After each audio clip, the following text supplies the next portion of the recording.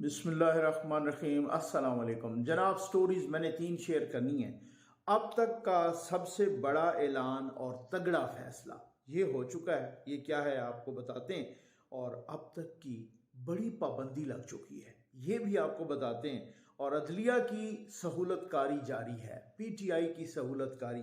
PTI की मैं आम तौर पे कहता हूँ दो दो लोग सहूलतकारी कर रहे हैं, एक पाकिस्तान की अदलिया और दूसरी टीटीपी।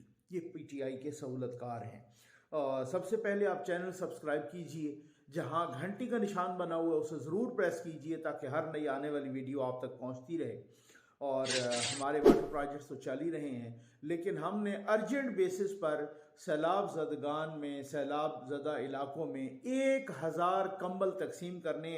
और बहुत ही ठिठरा देने वाली सर्दी शुरू हो चुकी है और ये जनवरी का जो महीना है ये और भी ज़्यादा सख्त है। तो बच्चों की तरफ से, ख़वातीन और बूढ़ों की तरफ से ख़ास तौर पे बहुत रिक्वेस्ट है, 1000 कंबल हमने तकसीम करने और इंशाअल्लाह आपके तावन और अल्लाह के करम से करने। आज मैं सबसे पहले ये अदलिया की सहूलतकारी की बात करूँगा।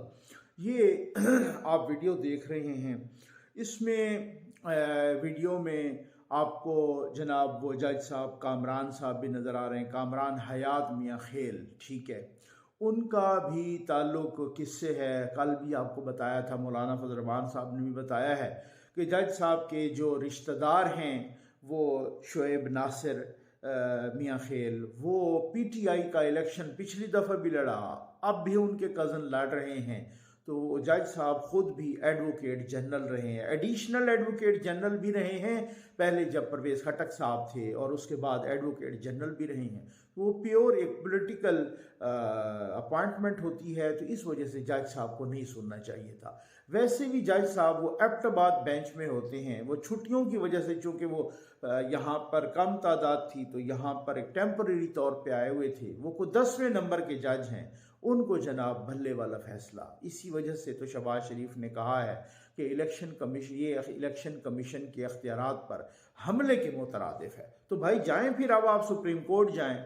अब इलेक्शन कमीशन को चिट्ठी लिखनी चाहिए कि जी आप हमारे अख्तियारात में, हम एक ऑटोनोमस बॉडी हैं, तो आप हमारे अख्तियारात में किसी किस्म का कोई मुदाखलत नहीं कर सकते। और वो एक सूबे की हाई कोर्ट है और इलेक्शन कमीशन का जो ऑर्डर है वो पूरे मुल्क के लिए था, ये बिल्कुल ठीक है। इसके अलावा जनाब जज साहब मियाँ गुल हसन औरंगज़ेब साहब, माशाअल्लाह, मियाँ गुल हसन, जस्टिस मियाँ गुल हसन औरंगज़ेब साहब इज़्ज़त माब जनाब, वो सदर अयूब के पोते हैं, आपको पता है। और वो जनाब अभी जो सेक्रेटरी जनरल हैं उमर अयूब साहब पीटीआई के, उनके फर्स्ट कज़न हैं, यानी फूफो के बेटे हैं। तो अब आप अंदाज़ा कीजिए, जब यहाँ इस तरह का क्लैश ऑफ इंटरेस्ट हो तो फिर सुनना चाहिए फैसला। आप, मुझे कोई किसी की काबिलियत पर या किसी की नीयत पर कोई नहीं है, लेकिन एक उसूल होता है, कोई कानून होता है कि जब आपके इस तरह से क्लैश ऑफ इंटरेस्ट हों, कि जब वो खड़े हो के माशाअल्लाह खान साहब उनके लीडरान कहते हैं कि जी वो मिसालें देते हैं, हज़रत अबू बकर रज़ी अल्लाह ताला अन्हो की कई दफ़ा उन्होंने मिसालें दी कि उन्होंने जी अपने कपड़े का कारोबार छोड़ दिया क्योंकि क्लैश ऑफ इंटरेस्ट था। ये खान साहब दूसरों को बताते हैं। तो जजेस साहबान को भी वही कर कि जब आपके रिश्तेदार पीटीआई के जनरल सेक्रेटरी हों तो फिर डेफिनेटली आपके कज़न जनरल सेक्रेटरी हो, आपके कज़न के टिकट्स पर इलेक्शन लड़ रहे हों, तो आप उनका मामला ना सुने। जस्टिस अतर मिनल्ला साहब के साथ किसको नहीं पता किस तरह की दोस्ती है इमरान खान साहब की। और जस्टिस अतर मिनल्ला साहब की बहन, बहुत सारे लोग ज़राए बता रहे हैं कि शीरी मज़ारी साहबा की NGO में वो मुलाजिम भी हैं या थीं। तो फिर इस तरह का तो नहीं करना चाहिए। अब जस्टिस अतर मिनल्ला साहब ने कहा है वो मासूम है। मैं देख रहा था कि आज अमेरिका की एक और अदालत, मेन ने उसकी अदलिया ने भी ट्रंप को रोक दिया है इलेक्शन में हिस्सा लेने से। पहले कोलोराडो की अदलिया ने, सुप्रीम कोर्ट ने रोका, अब उसके बाद जो है ना नाहल किया, फिर उसके बाद एक और रियासत हमारे यहाँ 9 मई के ट्रंप पर इल्ज़ाम किया कि जी पार्लियामेंट पे, उनके जो कैपिटल हिल उनकी पार्लियामेंट है, उस पर हमला हुआ और उस हमले के लिए इन्होंने उकसाया। पता नहीं वो एक दफ़ा तकरीर की, अब वो अदालतें उन्हें नाअहल कर रही हैं। यहाँ पे तकरीरों पे तकरीरें हैं और वो कह रहे हैं कि जी मुझे गिरफ्तार किया। आप उनके चलते हुए भी एक वीडियो है, वो भी सुन लीजिए। उनकी आधी से ज़्यादा काबीना इस बात की गवाही दे चुकी है कि खान साहब ने ही सारी प्लानिंग करवाई। तो खान साहब 9 मई के मास्टर माइंड हैं। यहाँ 9 मई के मास्टर माइंड को माशाअल्लाह किस तरह की सहूलतकारी, गुड टू सी यू, हाँ ठीक है ना, गुड लक और गुड टू सी यू कहा जाता है। हमने तो सोचा भाई बंदियाल साहब जाएंगे तो बंदियाली और बंदियाली टोले और बंदियाल साहब वाली वो, लेकिन यहाँ तो पूरी इन्वेस्टमेंट की गई भाई, यहाँ तो पूरी इन्वेस्टमेंट है मुबैना तौर पे।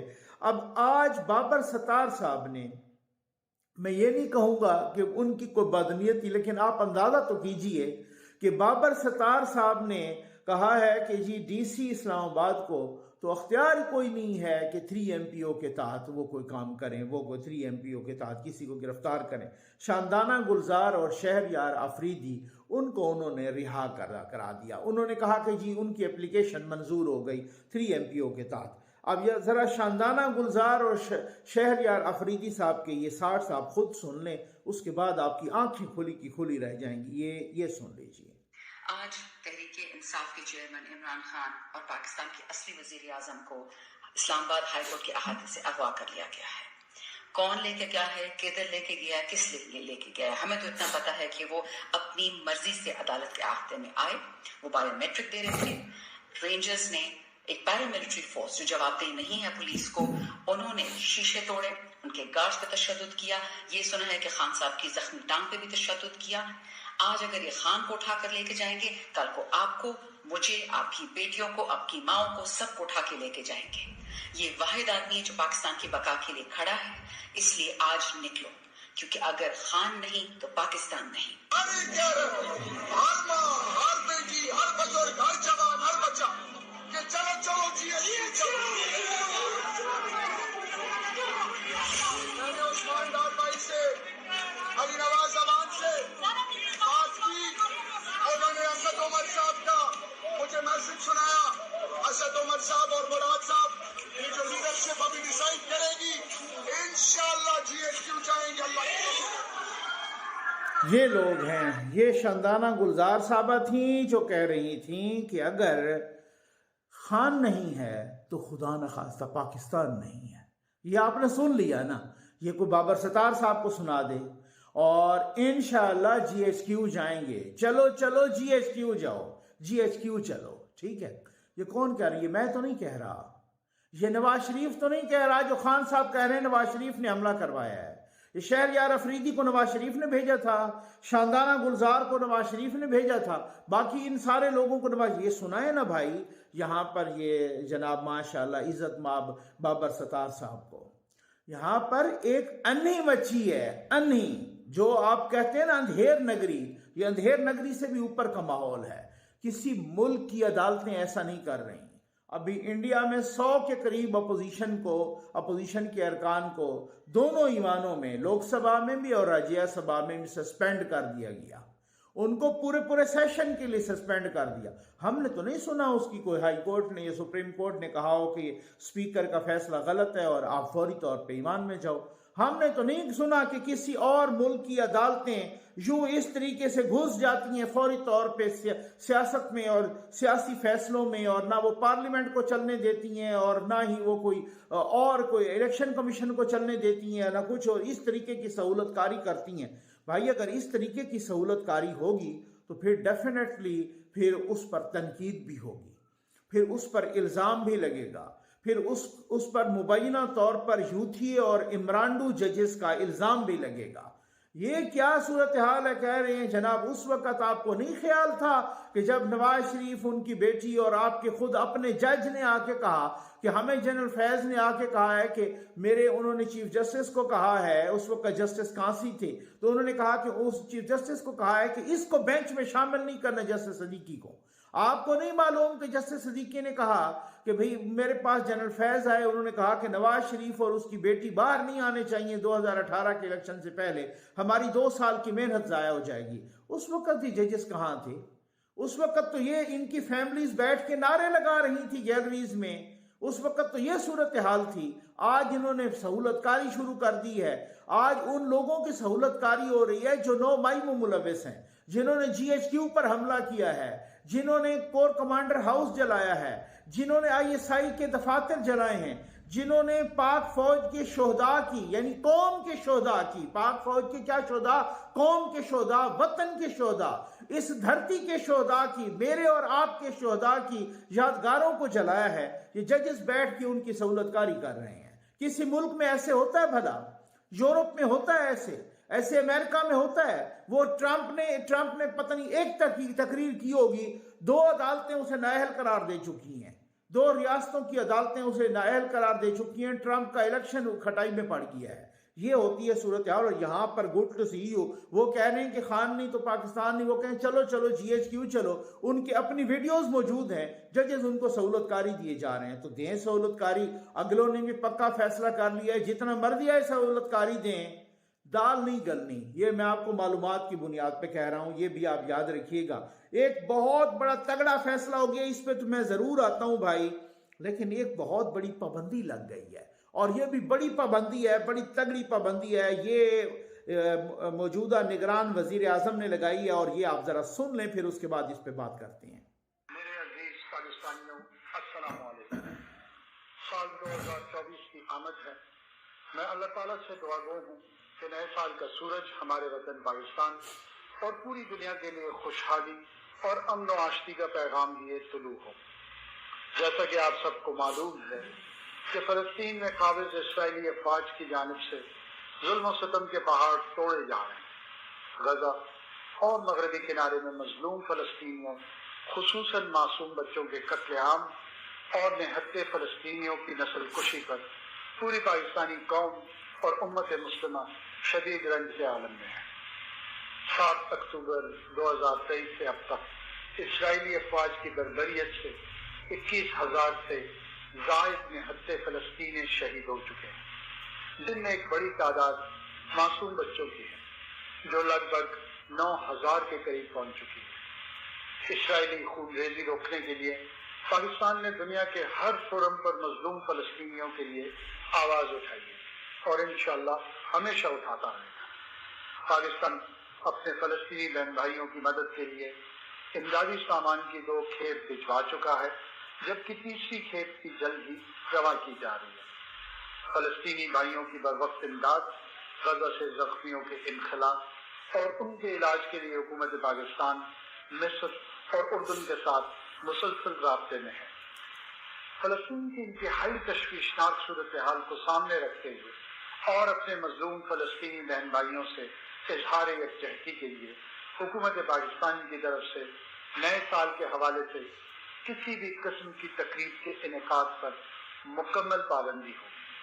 इस मौके पर मैं तमाम पाकिस्तानियों से भी ये गुजारिश करता हूँ कि वो गजा के मजलूम अवाम के साथ यकजहती का मुजाहरा करें और नए साल के आगाज पर सादगी को मलहूज़ खातिर रखें। अल्लाह ताला हम सब का हामी और नासिर हो। अब आप अंदाजा कीजिए, मुझे बताइए इंसाफ से, इसमें क्या गलती है? आप अपने दौर में किस तरीके से एक मजहब कार्ड खेलते रहे हैं, किस तरीके से आपने मजहब कार्ड खेला, किस तरीके से आपने अवाम को और यूथियों को चूना लगाया, क्योंकि आप समझते हैं यूथियों का अपर चैम्बर फारिग है। अब मुझे बताएं कि यहाँ पे वो तकरीर कर रहे थे खान साहब, तो कासिम सूरी ने उनके कान में कहा इस्लामी टच दें। आप ये इस्लाम, वो कैमरे में आ गया, आप इस तरीके से इस्लामी टच देते रहे, आप लोगों को बेवकूफ़ बनाते रहे। जनाब, हम रियासत मदीना बना रहे हैं, रियासत मदीना बनाने के हिसाब से आप यहाँ पर खैर से क्या क्या नाच गाने करवाते रहे, आप लोगों को बेवकूफ़ बनाते रहे। मौलाना तारिक जमील साहब की इस तरीके से वो जिस तरीके से धाड़े मार के रोते रहे कि जी खान साहब को बहुत वली उतरे हैं, तो आप इस तरीके से आपने मजहब कार्ड इस्तेमाल किया। आपने ऐसे कि जनाब हमने तो वो यूनिवर्सिटी बनाई और सीरतुन नबी सल्लल्लाहु अलैहि वसल्लम उसमें वो पढ़ाने के, और हम वो वाहिद हैं। आप इस तरीके से कि जी मैंने तो इस्लामोफोबिया को इस तरीके वहाँ पे अक़वाम मुत्तहिदा में भी जाके उसके खिलाफ यूँ तकरीर की और ये किया वो किया, सारा आप ये कैश कराते रहे। और आज मजलूमों के साथ अगर यकजहती का है तो आप कह रहे हो ये हमें रोकने के लिए है, नौजवान निकलेंगे, इनको खदशा है कि जी, एक यूथिया कह रहा है कि नौजवान निकलेंगे, इनको खदशा है कहीं वो पीटीआई के क्राउड में ना कन्वर्ट हो जाएं, ना तब्दील हो जाएं। ये इनकी हालत है, ये इनका तरीका है, ये इनका सलीका रह गया है कि अगर आप करें वही बात तो वो ठीक है, किसी और ये तो कहना भी नहीं चाहिए था, ये तो वज़ीर आज़म, निगरान वज़ीर आज़म साहब को कहना ही नहीं चाहिए था, ये तो हम सबको खुद करना चाहिए था। अगर आप कुछ भी नहीं कर सकते तो कम से कम अपनी हुल्लड़बाजी को तो किसी के इजहार यकजहती के लिए रोक दें। वो जसद वाहिद वाला कॉन्सेप्ट किधर गया? वो एक उम्मत वाहिद वाला, उम्मत मुसलमान वाला कॉन्सेप्ट किधर गया कि आप कुछ नहीं कर सकते तो कम से कम अपनी हुल्लड़बाजी को तो रोक लें। कि अगर इस तरीके की हुल्लड़बाजी अगर साले 9 पर और जनाब न्यू ईयर नाइट और इस तरीके से, तो इसको तो कम से कम रोक सकते हैं। बड़ा तगड़ा फैसला हो गया भाई। और वो तगड़ा फैसला क्या हुआ है? वो तगड़ा फैसला हुआ है, कल कोर कमांडर कॉन्फ्रेंस हुई और ये कोर कमांडर कॉन्फ्रेंस 261वीं यानी 261, ठीक है ना। कोर कमांडर कॉन्फ्रेंस ने फैसला किया कि पाक फौज आइंदा आम इंतखाबात में इलेक्शन कमीशन को मतलूबा और ज़रूरी ताउन फराम करेगी। अब ये बहुत बड़ा फैसला है। ये एक इतना बड़ा फैसला है कि वो सारी जो कन्फ्यूजन थी वो छट गई है कि जी अब इलेक्शन का इनेकाद नहीं चाहते। वो कहते हैं ये टाइम पर इलेक्शन होना चाहिए और इलेक्शन कमीशन को जो भी तामुन चाहिए सिक्योरिटी के हिसाब से, जिस तरीके से भी, वो पूरे का पूरा इलेक्शन कमीशन को पाक फौज मतलूबा और ज़रूरी ताउन फराम करेगी। इस ऐलान के बाद बहुत सारों की बोलती बंद हो गई है, बहुत सारों की बहुत सारी कन्फ्यूजन। फोरम ने दहशतगर्द ग्रुपों की पड़ोसी मुल्क में महफूज पनाहगाहों पर तशवीश का इजहार किया। फोरम ने पाकिस्तान को गैर मुस्तहकम करने वाली दुश्मन कुव्वतों के इशारे पर काम करने वाले और उनकी हौसला अफजाई करने वाले अनासर के खिलाफ मुकम्मल ताकत के साथ निमटने के आज़म का इयादा किया। ISPR के मुताबिक पाक फौज के सरबराह सैयद आसिम मुनीर की जेर सदारत 2 रोज़ा 261वीं कोर कमांडर्स कॉन्फ्रेंस जुमेरात को GHQ रावलपिंडी में हुई।